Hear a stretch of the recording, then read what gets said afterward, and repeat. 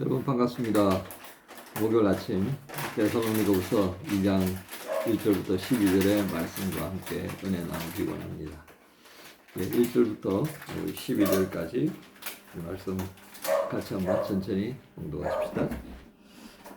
형제들아, 우리가 너희에게 구하는 것은 우리 주 예수 그리스도의 강림하심과 우리가 그 앞에 모임이 관하여 영으로나 또는 말로나 또는 우리에게서 받았다는 편지로나 주의 날이 이르렀다고 해서 쉽게 마음이 흔들리거나 두려워하거나 하지 말아야 한다는 것이라. 누가 어떻게 하여도 너희가 미혹되지 말라. 먼저 배교하는 일이 있고 저 불법의 사람 곧 멸망의 아들이 나타나기 전에는 그 날이 이르지 아니하리니 그는 대적하는 자라 신이라고 불리는 모든 것과 숭배함을 받는 것에 대항하여 그 위에 자기를 높이고 하나님의 성전에 앉아 자기를 하나님이라고 내세우느니라. 내가 너희와 함께 있을 때에 이 일을 너희에게 말한 것을 기억하지 못하느냐. 너희는 지금 그로 하여금 그의 때에 나타나게 하려 하여 막는 것이 있는 것을 아나니 불법의 비밀이 이미 활동하였으나 지금은 그것을 막는 자가 있어 그 중에서 옮겨질 때까지 하리라. 그때에 불법한 자가 나타나리니 주 예수께서 그 입의 기운으로 그를 죽이시고 강림하여 나타나심으로 패하시리라. 악한 자의 나타남은 사탄의 활동을 따라 모든 능력과 표적과 거짓 기적과 불의의 모든 속임으로 멸망하는 자들에게 있으리니 이는 그들이 진리의 사랑을 받지 아니하여 구원함을 받지 못함이라. 이러므로 하나님이 미혹의 역사를 그들에게 보내사 거짓 것을 믿게 하심은 진리를 믿지 않고 불의를 좋아하는 모든 자들로 하여금 심판을 받게 하려 하심이니라. 아멘. 오늘 말씀의 제목은 누가 어떻게 하여도 미혹되지 말라. 중심 구절은 8절입니다. 그때에 불법한 자가 나타나리니 주 예수께서 그 입의 기운으로 그를 죽이시고 강림하여 나타나심으로 패하시리라. 여러분, 신앙생활하면서 마음이 혹하는 그런 신비한 일을 경험한 경우가 있을 것입니다. 또는 앞으로도 그런 경험이 있을 거예요. 저는 처음 신앙생활했던 교회가 순복음교회였습니다. 이 순복음교회는 축사라든지 방언의 형태로 표현되는 이런 신앙활동이 매우 활발한 교회였었습니다. 신앙생활 초기에 마주했던 이런 놀라운 일들은 저에게 굉장히 충격적인 것으로 다가왔고요. 또 어떤 신앙세계의 어떤 신비로움을 또 한번 경험해보는 그런 기회였었습니다. 하지만 우리를 지도하던 부장 선생님께서는 매우 중요한 것을 더하셨습니다. 당시에 제가 기억하기로 신학교에 다니셨었는데 그 선생님께서는 말씀 공부를 굉장히 강조하셨습니다. 이런 부분들을 우리가 생각해 본다면 재림을 기대하던 교회를 향해 이런저런 미혹하는 일이 일어날 것을 미리 경고하고 있는 바울의 염려를 우리는 이해할 수 있을 것입니다. 그 바울의 경고는 미혹하는 자들이 있을 것이라는 것에서부터 시작되어집니다. 그리고 미혹하는 자들에게 넘어가는 자들도 있다는 것을 경고합니다.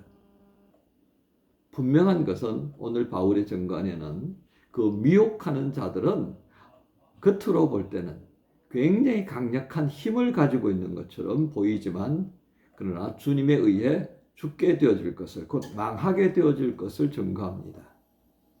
이것에 대한 구체적인 설명이 요한계시록에 기록되어 있습니다. 곧 계시록 20장 7절 이하의 말씀인데요.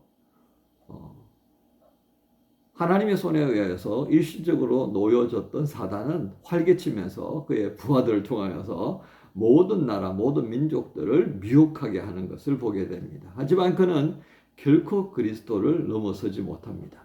망하게 되는 것을 우리가 볼 수 있는 것이죠. 그럼에도 불구하고 지금 많은 사람들이 그런 미혹당하는 영들에게 넘어가고 있는 것을 우리가 보고 있습니다. 그것이 바로 지금 현재 한국 교회의 상황입니다. 여러분, 한국만큼 이 이단 사이비들이 정말 우후죽순처럼 자라고 있는 것도 없다 싶습니다. 이미 그대 세력을 형성한 통일교는 어떻습니까? 2020년경 그들이 1차 변형을 합니다. 가정교회라는 형으로. 그런데 2020년도 와가지고 다시 하늘 부모님 교단, 뭐 하는 건지 모르겠습니다만 또 바꿉니다. 그죠? 영어로는 Heavenly Parents Church이라고 하는 명칭으로 변경합니다. 왜요?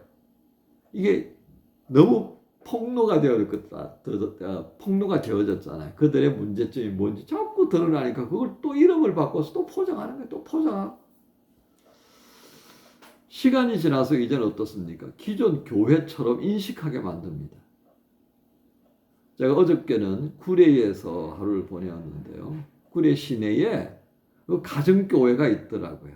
근데 그 교회는 아직 교회 이름을 이렇게 안 바꿨더라고요. 얼마나 돈을 들였는지 건물도 깨끗하게 잘 지었습니다. 제가 이발을 하러 갔더니요.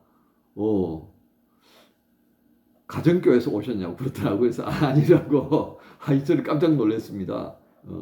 뒤에 계시는 집사님께서 목사님이라고 그랬더니 대뜸 가정교회 목사님이냐고 물어서 그거 참 제가 속으로 이만큼 사람들 속에 굉장히 자연스럽게 다가가고 있구나 하는 걸 느꼈습니다. 미혹하는 영들이 지금 우리 안에 얼마나 활개치고 있는가를 볼 수 있었던 하나의 예라고 하겠습니다. 그런데 오늘 이런 미혹하는 자들이 활개치던 시대에 바울은 어떻게 권면하고 있습니까?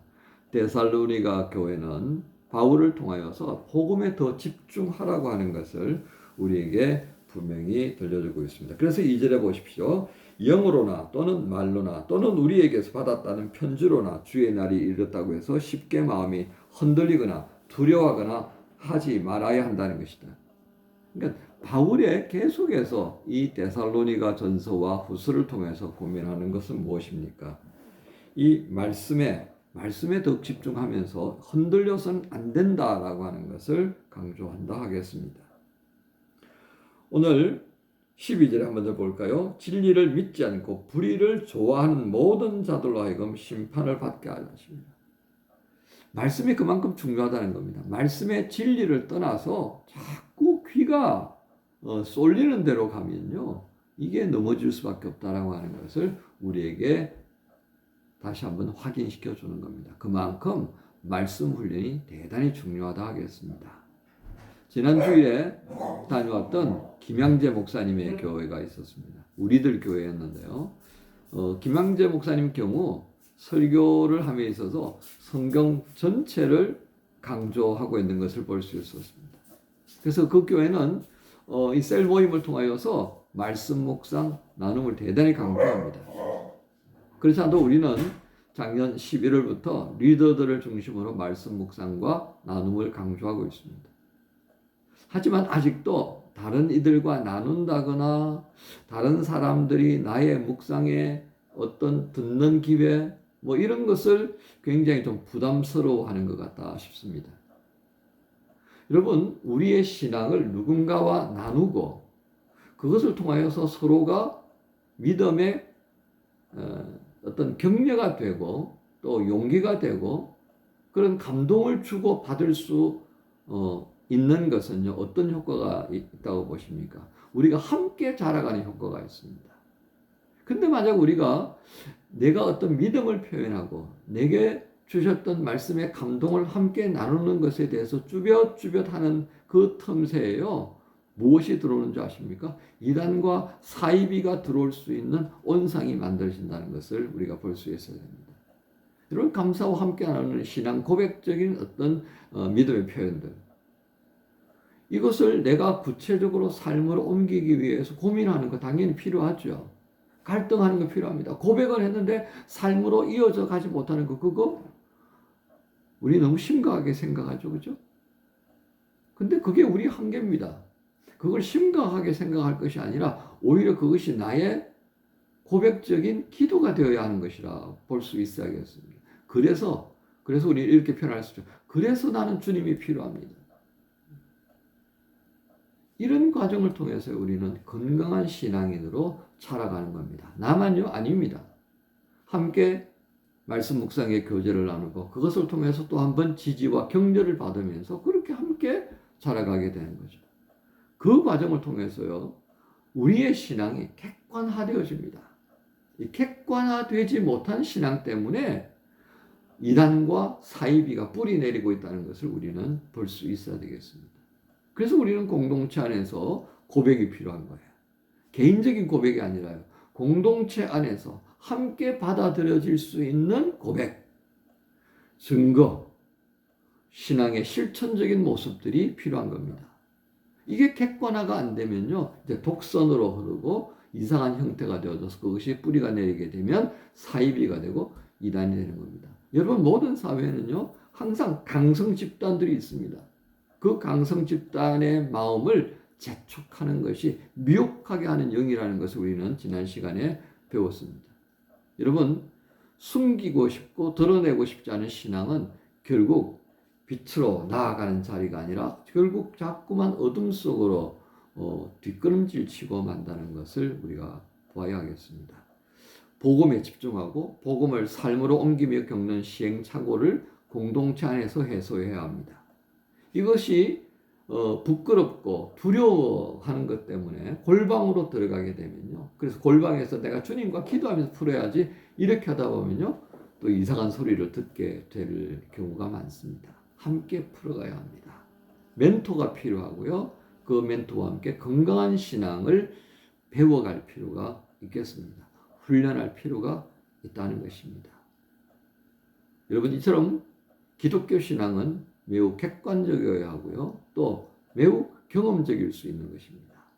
그리고 매우 이성적인 부분들까지도 우리가 함께 고려하지 않으면 때때로는 그 신비한 경험들이 계속해서 우리의 발목을 잡고 말씀 안으로 들어가기보다는 말씀 밖에 있는 신비한 것에 자꾸 관심을 갖게 해서 결국은 우리로 하여금 미혹하는 영의 그 술수에 말려 빠지게 된다는 것들을 한 번 더 우리가 살펴볼 수 있어야겠습니다. 목요일 아침 오늘 데살로니가후서 2장 1절부터 12절의 말씀을 통해서 바울이 당부하는 누가 어떻게 하여도 미혹되지 말라. 길은 한 가지입니다. 말씀을 붙들고요. 공동체 안에서 신앙의 교제가 이루어지는 것입니다. 그것을 한 번 더 헤아려 보시는 목요일 아침 되시기를 우리 주님 예수님의 이름으로 축복합니다. 주님 감사합니다. 재림의 때를 맞이하면서 이 데살로니가 교회 식구들이 매우 힘든 지경을 맞이하고 있음을 바울이 보았습니다. 바로 그들을 향해 바울의 편지로나 또는 말로서 증거되어졌던 그 말씀에 굳게 서기를 바라는 간절함.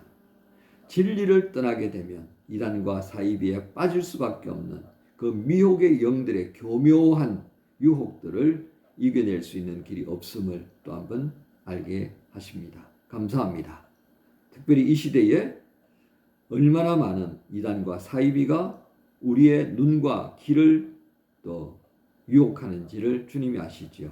이기는 자가 되게 해주십시오. 공동체 안에서 말씀의 교제 안에서 우리를 더욱 건강하게 해주시는 성령의 도우심 안에서 우리의 신앙이 주님이 인정하시고 또 함께 공동체 안에서 더 성장할 수 있는 그런 믿음의 모습들이 되게 주옵소서. 감사합니다. 예수님의 이름으로 기도합니다. 약할 때 강함 되시는 나의 보배가 되신 주 나의 모든 것